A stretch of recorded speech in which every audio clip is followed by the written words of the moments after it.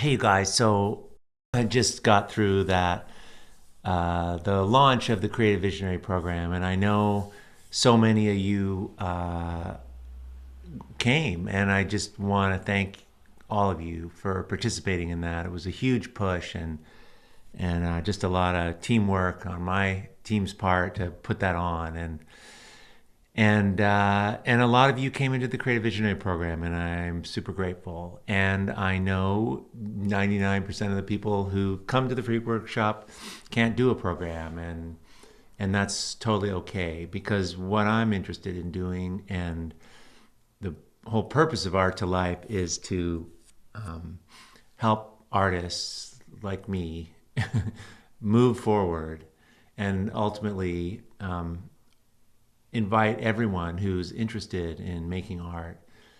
If you're wondering about it, if it's something you're coming back to, or something you have never done, or something you did a little and you want to come back, I sort of got really clear when I was doing this free workshop and all the effort I was put into it and talking to everyone, that the whole point of what I'm interested in doing is just enrolling everybody who's interested, and seeing that this is a possibility for them, and to make art. And really, it's an invitation to yourself to discover that part of yourself, the creative side, but to also just express who you are and who you're becoming. I can't think of a more worthwhile endeavor for yourself, but ultimately for those you love and everyone around you in the world. It's like, this is it. This is the creative path, and everyone's invited, which I love. But I wanted to talk today. So I just want to express my appreciation, and super grateful. I saw a lot of you come over here to listen and learn more, and that's what I'm here, and that's what I'm doing. So, it's really helpful, by the way, if you leave a comment and give me feedback, and share what your thinking is. Podcasts are a little bit one way, and one way conversation, and I'm really working on making it possible for people to leave audible comments, recordings, and so we can start a more deeper conversation with all of us, because this is a community, and I'm super grateful to be part of it. So, so I wanted to talk today about the thing that's missing in or a thing that we can look at to help us understand more deeply and more obviously how to make this art. What is the one thing, a way to look at it? Because it's confusing.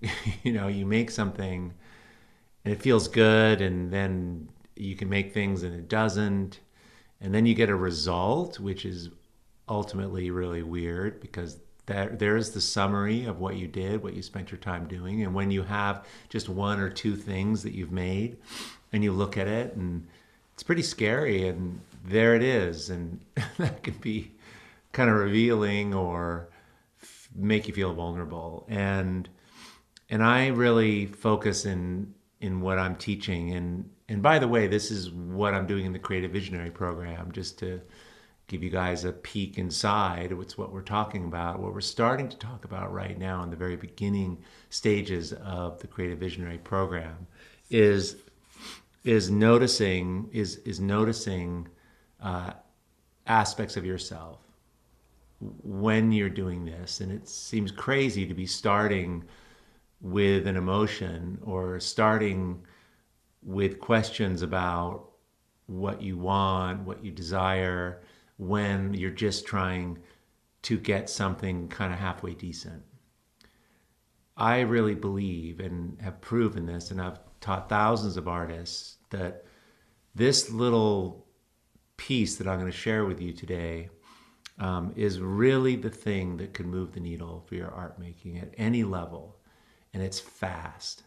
And I wish I had understood this early on for myself. It took way too many years to get this. But here's the thing: what you pay attention to is the clues of this, right? The clues of this journey. And And there's many words for it, but basically it's energy. Your energy. Noticing when it rises, noticing when it falls, noticing the absence of it. Energy is life force, and there's all kinds of names for it and all kinds of words, but I think, we could say vibration, but that might be too out there. I mean, it isn't for me. It does feel like a frequency. It does feel like something's vibrating when I get excited.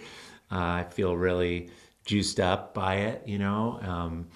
But energy is a pretty basic word for what art can do for you. So looking at that today, we'll look at this process through the lens of your energy, because the thing is that the way you approach your art is actually what makes it possible. And I'm all about the approach. And I know that we have an end result in mind, or we want to make a picture of a barn or whatever the things are. And that's all doable. But it's this front end stuff. It's this as you walk into the room part, how you walk into the room makes a real difference to the results you get. And so I'm going to describe this in just 3 steps to make it simple. And again, this is what I'm teaching, but I'm going much deeper, of course, in our program. But I want to share some of this with you in the hopes that it triggers something, gives you a new idea, lets you see your art making, your whole process in a slightly different way. So the first step in this to really optimize this energy thing for you is to really rise up above this the whole subject, and identify any parts that hold you back, any parts that are negative.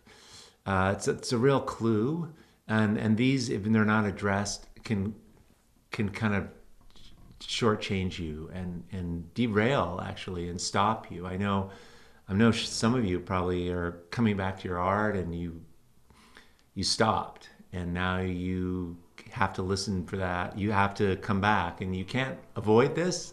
Like for those of you who are artists, and everyone's an artist, if they're interested, if they're engaged, if you have this desire, what I'm talking about. It just never leaves you alone. You just keep thinking, when am I going to get back to that? When am I going to get back to that? You're flipping through on Instagram and you see things that interest you, and it's like there's a whole thing that's happening in your life that are clues about you're moving towards things that relate to your practice. But more importantly, there's things that are holding you back. And these are our beliefs and ways of thinking, limiting beliefs. I think most people understand what those are. Those are beliefs and ideas that limit you, that they're not true.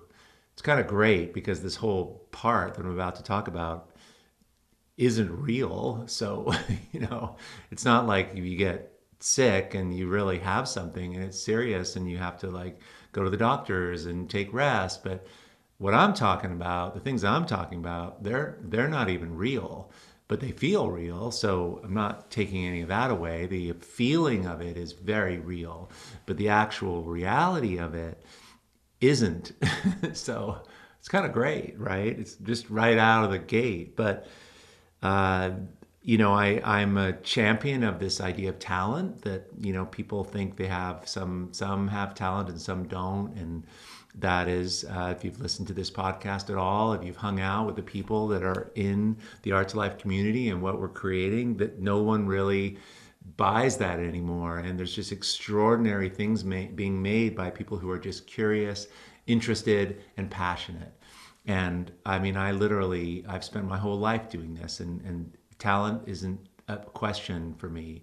There's aptitude and interest and passion and all those things, and that's how I think of it. So don't feel you're not qualified or you're missing some special ingredient. Everyone's creative. Everyone's got that same degree of creativity. They just have let it go into hibernation, or they've never used it, or it's just something they were taught that they weren't creative in the family structure. Their sister was, or I was My sister always said, until recently, she just believed that because I was the creative one, she couldn't be. And it was sort of sad, but we tend to do that. We think roads are closed to us, so we develop other aspects of ourselves. And I know that. I've heard just so many stories of people that went into a career because they just had the belief that the one they really wanted to do wasn't an option.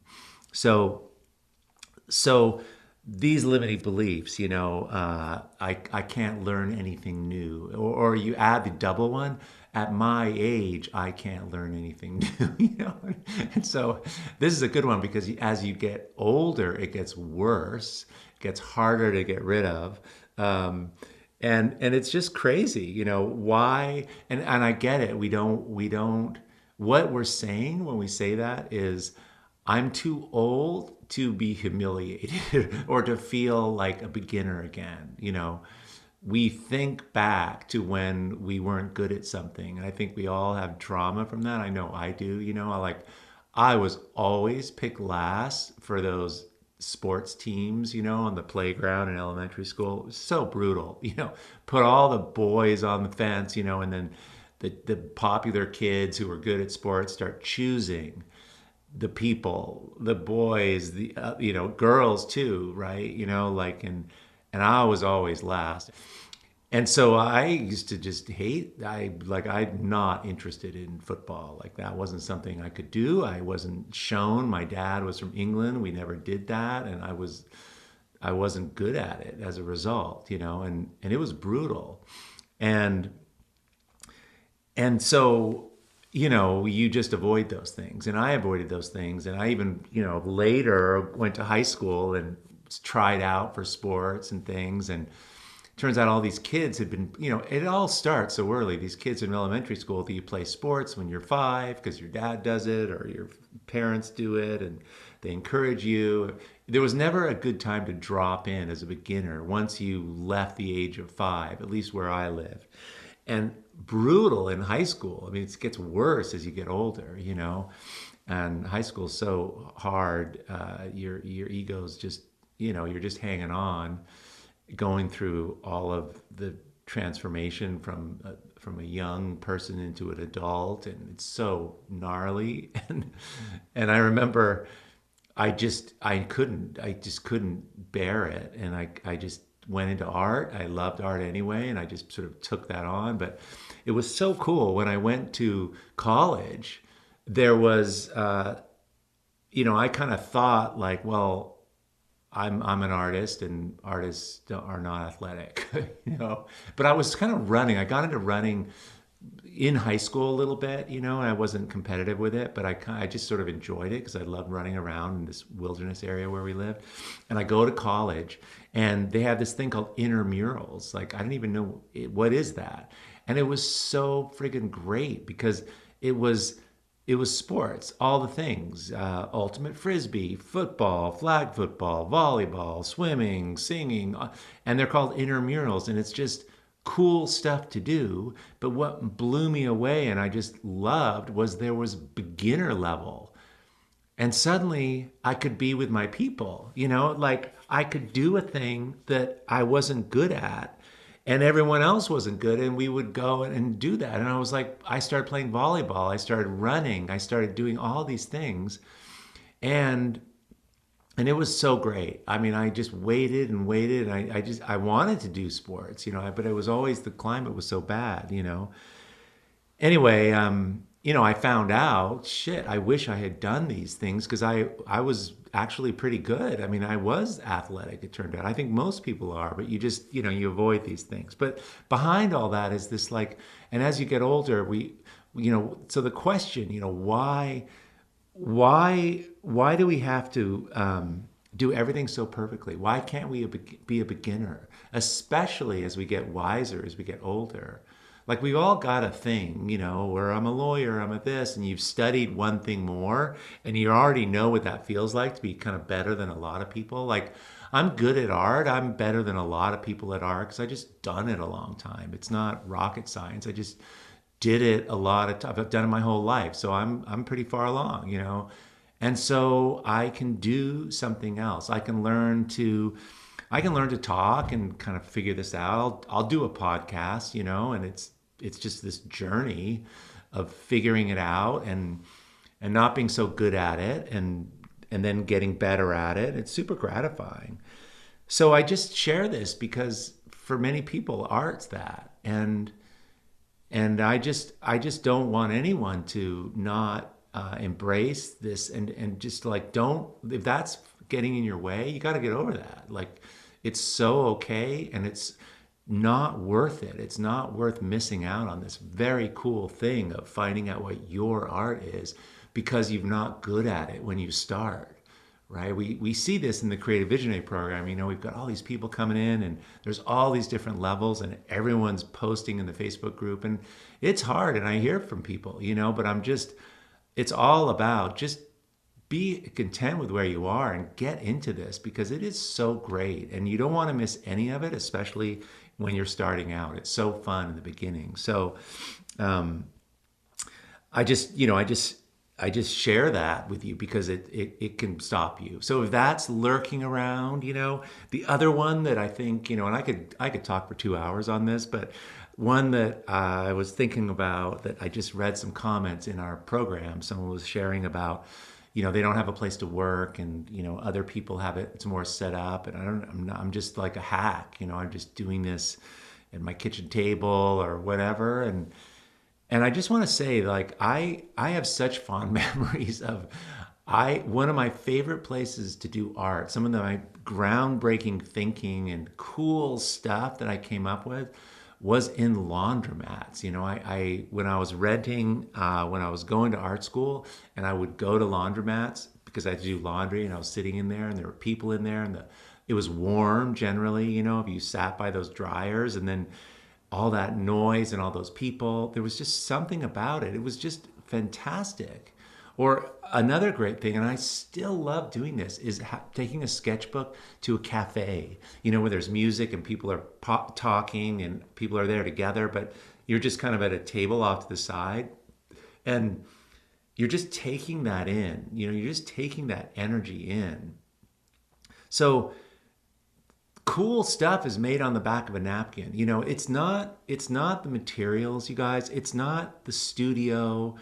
It's not even the end result. It's training yourself to drop into thinking for yourself and choosing what lights you up and finding the energy in that, right? Because when you replace these negative feelings with actually the thing, which is, oh my God, I have total freedom. And like, what am I thinking? What do I want to make? What do I want to do? What's coming for me? How can I, and just drawing on the back of a napkin, that for me is just like, I can't sleep at night. It's so fun. Like that's what we want to use to move forward. Like that's really important. But a lot of the things that dampen it are these ideas, these limiting beliefs about what's possible for us. So, this thing of comparing studios and, I think of Bill Traylor, right? He was born into slavery in Alabama in, the 40s or,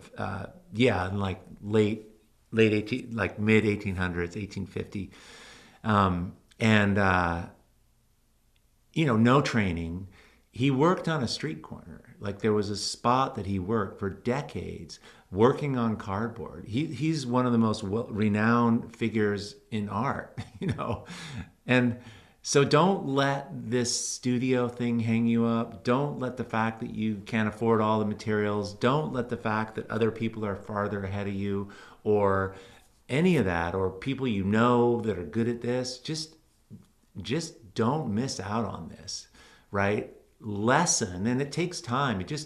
Maybe this conversation is going to take, a small degree of that limiting belief away, and you got to come back to it again. Just get rid of more and more, and the more you replace those with the cool things that you're making and the feelings that you get from when you make your art, it starts to shift the proportion. I'm not saying that you ever feel entirely confident. I'm not saying that, or that you have to just be like completely don't have anything that is hard, because art making does have struggle with it a little bit. But but you can shift the proportions. And this relates to the second step in this. So that's that first step, just attacking a little bit those limiting beliefs, right? Anything that's negative, what is triggering you, and answer that and try to relieve that. And then the next step is just spend time on how you want to feel. What's going to replace that? Do you want to feel really light? Do you want to feel wild in your art making? What is the feeling that you love to feel? And you don't even have to have been making art to know that. That's what's so cool. Like, how do you, when you think back in your life, what is it? Like, you could look back at your art and remember work that you love, and there'll be an energy connected to that, a feeling connected to that, and you want to do more of that. Or if you don't even have that art, or if you're not even sure, think back in your life, like what were those times that you remember where you felt just so connected to yourself? And I think, and I've thought about this before I started talking. What were the times when I felt so myself?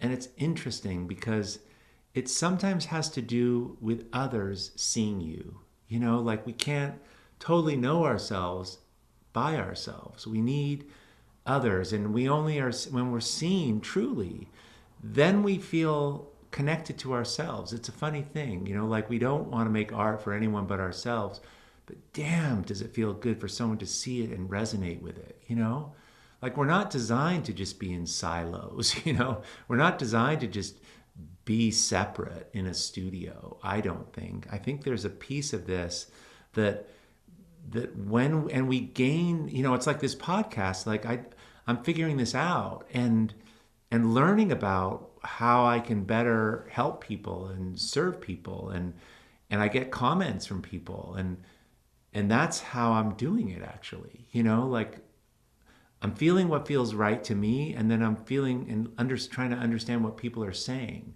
They're seeing me in a way that I'm learning about who I am, and I'm trying to share that. It's kind of gnarly or scary, sort of, but you gain traction that way. And God, like, things where I've done, like, I think of this many instances, and usually it has to do with a challenge or something that's hard that you've gone through with people. And I think of that, one of those amazing experiences in my life was this 100-mile race. And I've talked about this before, where I just trained and I ran this thing. It's 100 miles through the mountains. I'm really into trail running. It's called Western States, and you run nonstop, and I trained for this thing. It's just an extraordinary experience, but it's the people along the way. It's the thousands of volunteers that make it possible. You think it's just all you before you go do it,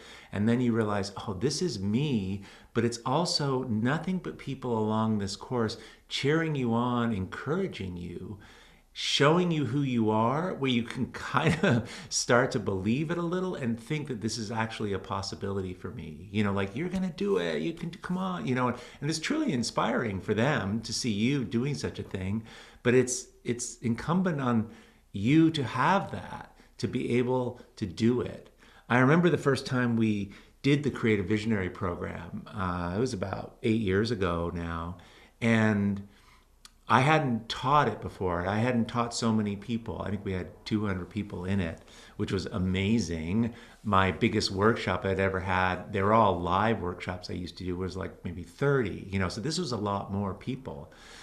And the Creative Visionary programs, it's a challenging course. I mean, what I'm sharing with you right now, like looking at yourself, asking questions, what's hard?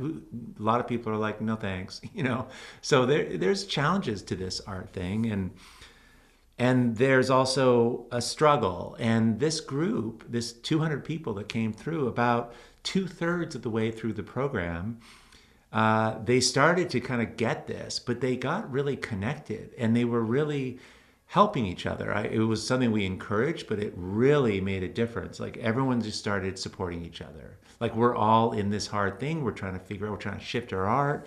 We're all kind of not sure where we're going. We're trying to make something better. We're at different levels. And people really got into this.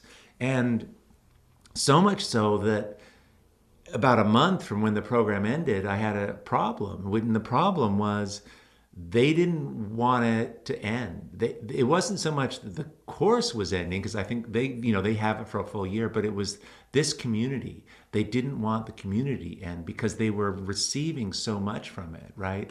People came for art making information, but the reason people were staying, the reason it was so good was all the community. And so we came up with ways to kind of keep that going. We created this really cool thing called the Academy, and that's still going, but it's a place for people to share and be seen, share what they're making, be seen, and see others. That's really what is pivotal in this art making thing. And it's a huge part of the Creative Visionary program. I mean, in the Art2Life free workshop that many of you participated in, it really gets going when people start sharing what they're doing. You have to do that. It just, like, it's hard to just do it by yourself, all alone. So you, in other words, what is a yes? What is a yes for you? It's doing something that matters to you. It's doing something that brings you alive. And I say this phrase over and over again because it's really a catch-all for, I love it because it's not specific. It allows anything to come in. Anything is okay. Whatever that is. I mean, it can be color. It can be horseback riding. It can be sitting with friends. It can be conversations. It can be walking alone on a trail. I mean, it doesn't matter, but those are the clues, right? Those experiences you've had, that art you've made, where it's just still holding energy for you. Your body recognizes the energy. It's a higher frequency. And when you feel that, and this is the beautiful thing and the kind of business plan to all this, when you feel more energized, when you have that, because you're involved in those things, in that, you end up being able to do more. It's easier, it's faster, it makes a better result. So this is a cool thing to start thinking about. And it's almost like the energy, the vibration, the energy, the heightened place of energy is like a North Star. It's like a little thing that can give you extra information. I mean, if you don't have anything out there that you're following, or that you're getting some sense of something, right? You can just do anything, but if you don't start looking and paying a little attention, right? Bringing up the sort of attention to what it is around you that you're resonating with, and adjusting a little bit, you kind of wander. And I mean, this happened to me. I just stopped. I just got so utterly confused, and it was just this hit and miss. I didn't know what I was doing. I mean, I've talked to so many people recently, who are on different stages of this art making journey. And, it is not uncommon for people to say, I don't even know what I'm doing, man. I don't even know where I want to go. I have no clue. I know I want this, but I don't even know. I don't even know. I mean, who am I kidding? I don't even know. But all of these clues, they're all embedded in your experiences, in who you are now, where you've come from, the creative things that you've done, the little experiments that you've done, whatever that looks like, decorating birthday cakes, fixing up your house, painting your bike, whatever the things are. What they are, you can think of them as I'm saying this, you picture them, they're right there. Those clues are right there. So, tracking this, keeping a journal of the things that are like, that have this energy about them. And so, we're heightening our sensitivity. That's so in discernment, in asking ourselves what it is, we start paying more attention, right? we become curious about the things that we're involved in, the things that other people are in. Like, what does this ring true for me? Why is this person over here so excited about this certain kind of thing? And that's a great kind of entry point. I mean, that's what, when I interview guests on this podcast, it's just curiosity. I'm just like, how, how are you doing this? Tell me why this is so exciting to you, because maybe in that, a piece of that I can understand and a piece of that I can use, And I think that's why it's so cool to be inspired by people, right? That's we're using that inspiration to create the energy that overflows into our creativity. And so that means we have to start thinking differently. We have to be a little bit more open, right? If the possibilities are in our lives, are in our surroundings, are in what happened behind us, what happened in our childhood, what happened last year, all of that, we need to start being a little bit more open to different ways of thinking, possibilities, be more curious, and especially kind of open to the wonder of this existence, really. What lights us up? What's actually happening when that sunset goes down? How we feel. I was on the cliffs the other night during a storm, looking out at the sea, and it was just the immensity of the ocean and how I can look out to this thing, and it's so dangerous. Like, if you were a quarter mile offshore, it's freezing cold, it's like storm and thunder lightning, and like, you're dead. You cannot come back, and it's so big. And I'm so small, and I'm so like barely staying warm in this coat on a cliff, Like, there's just an approach, It's like, well, how does that make me feel, And relating it back to to this art making thing is such a great kind of habit to get into. Where is the energy? Where is the energy for you? And this brings me to the same piece, to the third piece of this, which is, now you are more connected to this, and now you want your art to have this feeling. You can't nail it, but understanding that wants to be in there, because what you're mining is essentially what's bringing you alive, and having your art have some of that in there allows you to start understanding it, and it moves it outside of yourself, but it gives you some kind of benchmark to look at what you're making. And if it has resonance for you, does it have energy? Does these three things, which has more energy? It's so cool. And that is, you're living more and more in this desired state because you become more aware of it, which affects your actions, which affects your belief. But then the things you make obviously start taking on those characteristics a little bit more. If you want to feel, and it changes, right? How you want to feel changes. If you've been in a certain stage in your life and you want to break out and feel more wild, but you can't, because you're just in a situation that is very, it takes time to move things around. But your art it can take you there. You can go to that more wild place, or however it is you want to feel. And so you can compare how it turns out you can check it against yourself. So suddenly you have something to check against, just a little bit. It's not that it's got to be it. It just has to be moving towards it a little bit. It has to hold some of that passion, some of that energy. And you can literally look at 4 or 5 things you've made, and one of them will have more energy, will have that juice, will have a little bit more of that fire. And you can tell. And here's the crazy thing, and I just love this, is that others can tell. Others can feel it. It's not like a thing that is just for you. Other people can connect to this more.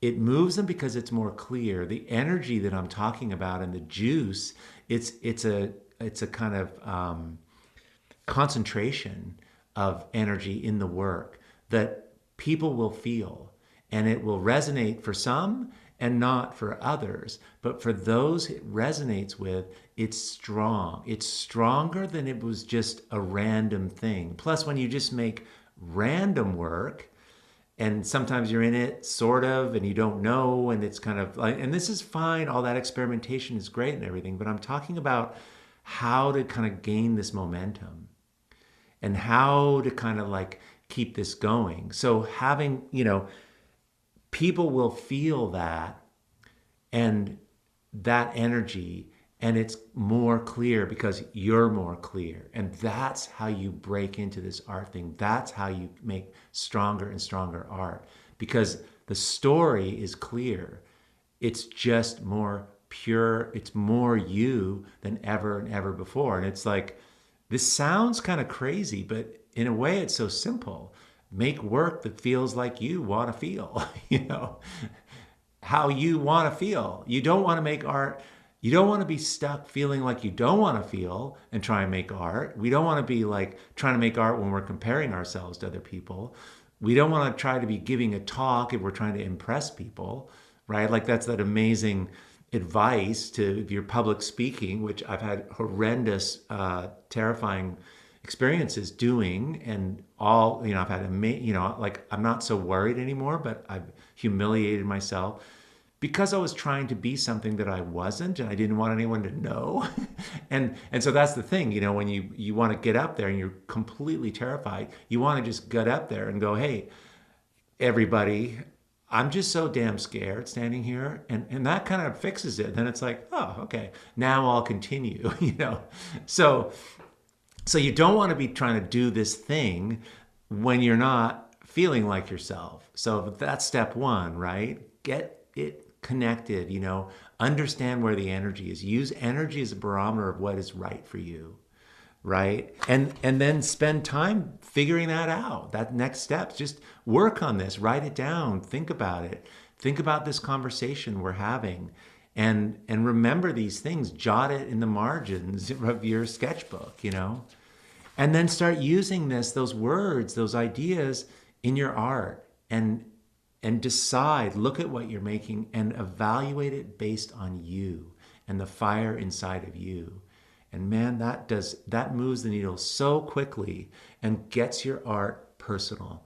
Art that's like you moves the needle, it sells, it goes viral, it's incredible. And there's so much desire out there in the world for authenticity, for things that are different, and basically all that means is like you. So I know I'm preaching to the converted, but this art making thing is so available to anybody. And in 3 months I'm going to be looking at a huge group of people who are coming in the Creative Visionary program, who are in there now, who are starting, who are going to get this, who are going to have shifted their work and are moving. And it's not that they get a result. They're getting a procedure, a method, a way of moving this that works. And it has to do with paying attention to the energy, where that vibration is, where that flow state is, and staying in it in your life, and relating it to your art. The whole thing becomes cohesive. The whole thing is congruent. You, your art, your life, your relationships, all of it starts to take on the flavor of what brings you alive. And there's, of course, incredible side wins to this, which I'll talk of another time. But you start getting congruence in there, you get everything going in the same direction, and it makes amazing kick-ass art. So anyway, I just wanted to share this because this is kind of where my head's at.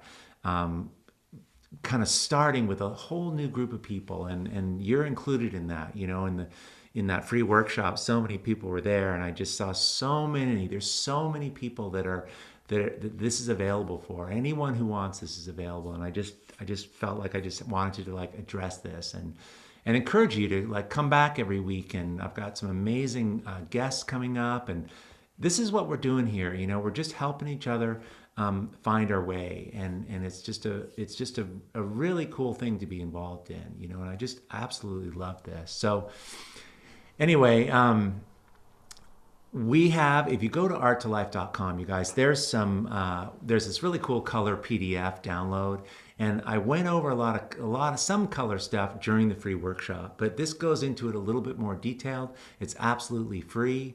There's a really a real reasonable, cool color tips mini course that's connected to that if you want to do that. But the color tips PDF is great, and it's almost some notes almost from the free workshop. But it's got pictures and color, and I spent a long time doing it. It's been really helpful for people. So you just go to art2life.com. It's the first thing you see. You can just click on that and you can get it downloaded. So check that out. And yeah, and so also any comments you guys could leave, you know, a review, it's just really huge. It gives me a lot of momentum, and it reaches, you know, we're starting to reach more people now, because, and it's all has to do with your support and you leaving comments and growing this community of people who are actually doing this. And we're just a real supportive group, and I love it. I love it. So any comments you could leave, I really appreciate it.